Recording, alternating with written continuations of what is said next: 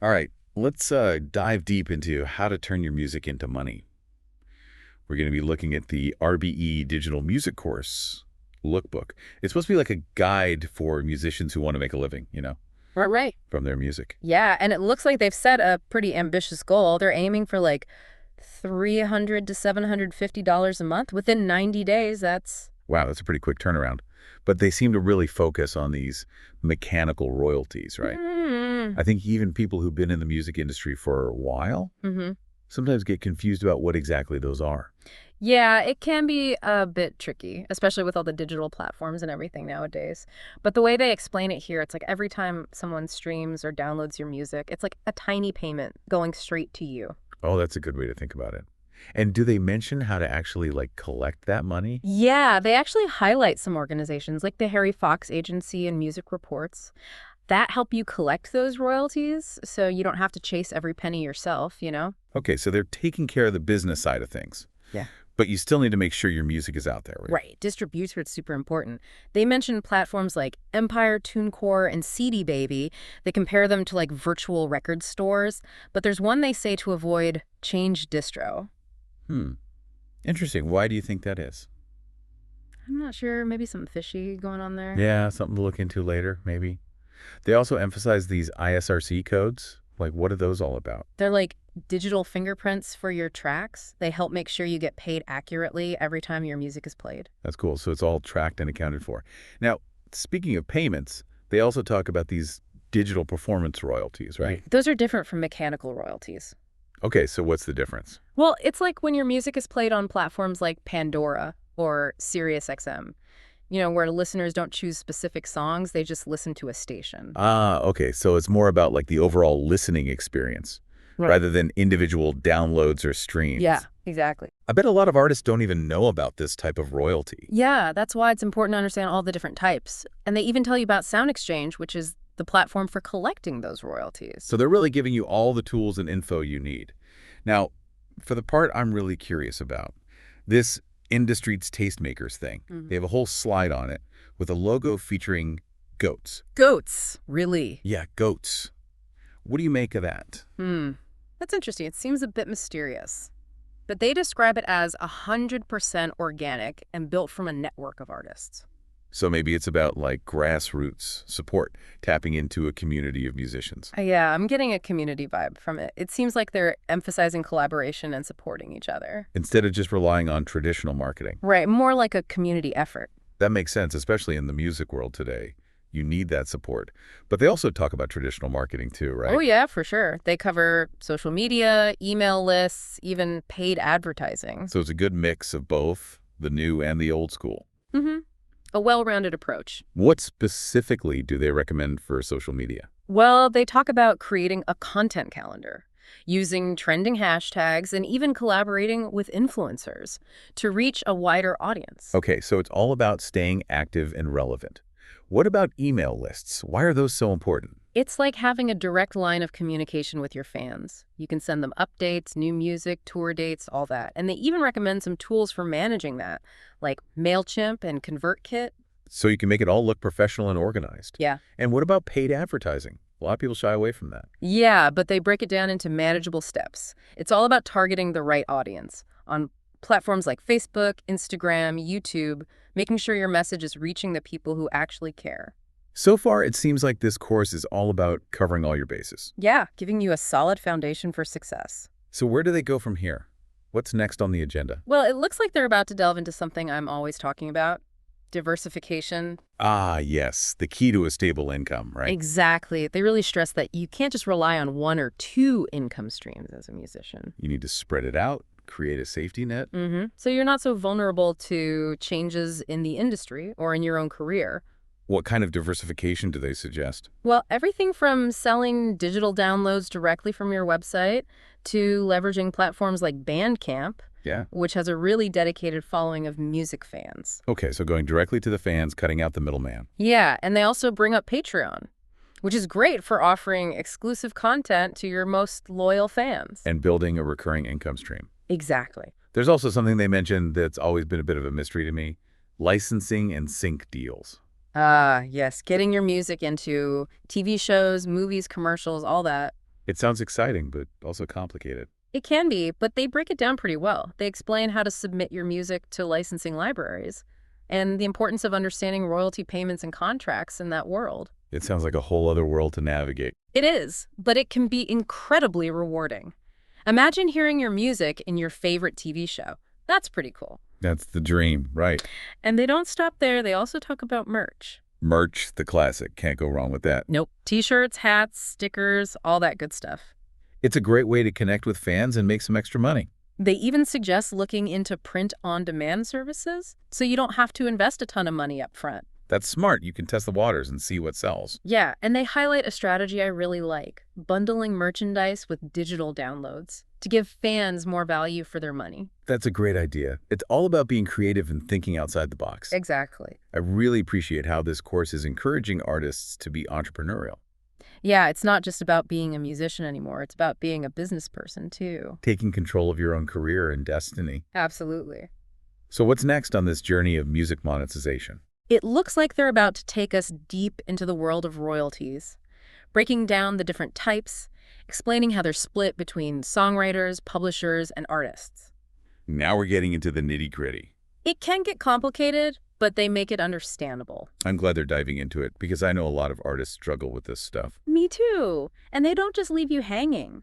They even recommend some tools that can help you manage your royalties, like Song Trust and Royalty Exchange. Okay, so they're giving you the resources to take action. Exactly. It's all about empowerment. They don't just focus on domestic royalties, do they? Nope. They even talk about international royalties and the importance of registering with a global rights organization. To make sure you're getting paid for your music being played all over the world. Exactly. It's all about maximizing your earning potential. It's incredible how much there is to learn about this. It's a whole ecosystem. A lot more to it than just making music. Oh, yeah, but that's the foundation.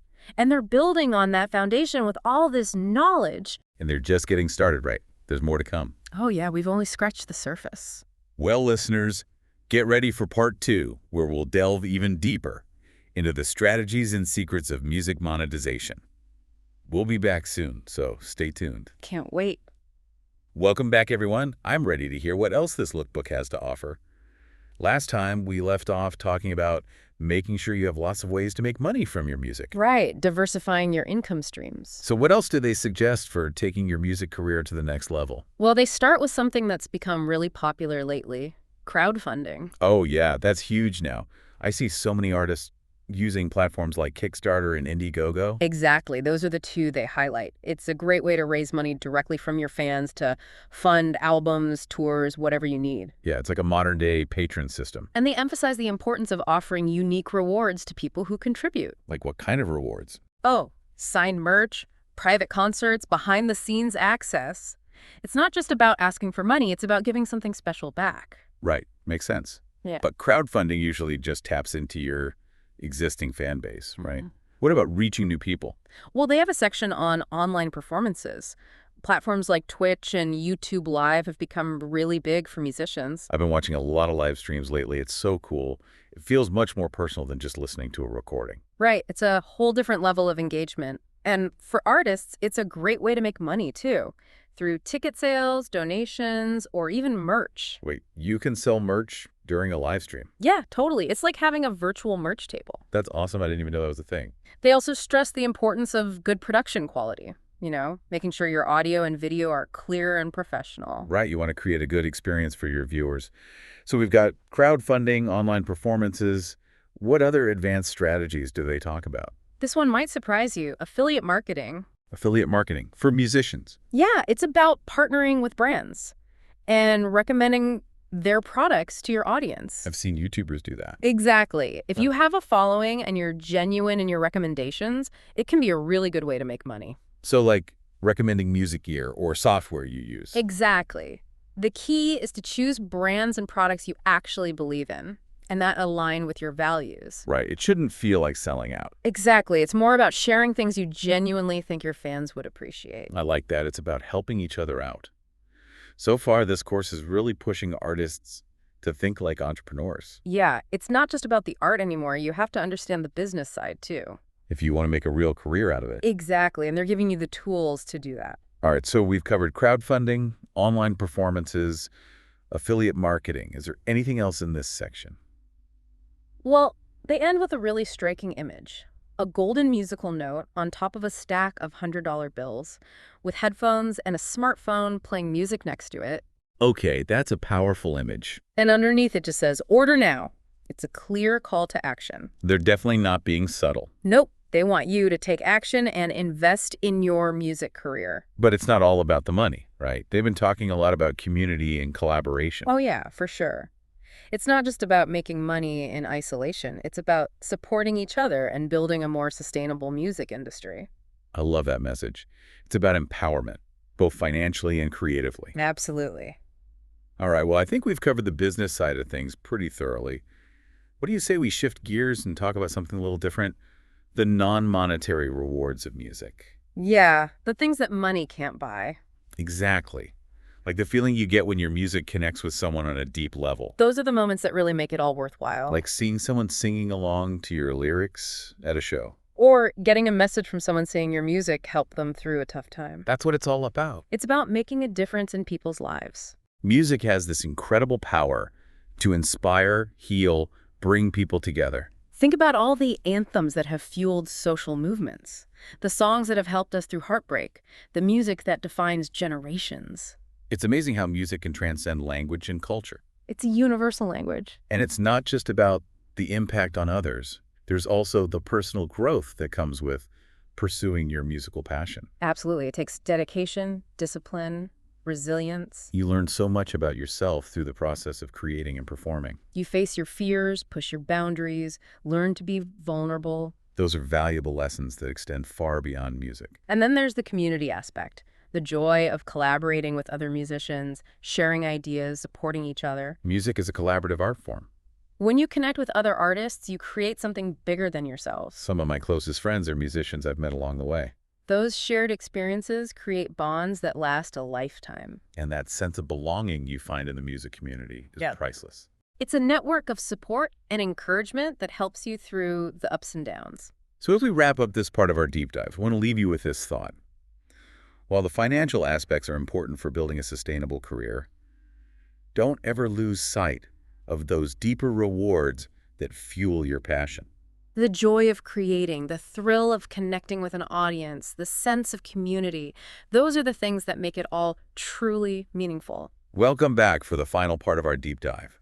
It's been quite a journey, hasn't it? Yeah, we've uncovered some real gems so far. Definitely. From royalties to marketing. We even figured out that mysterious industry's tastemakers thing. Seems like they're really onto something with that whole community approach. Yeah, but now I want to talk about something a little different.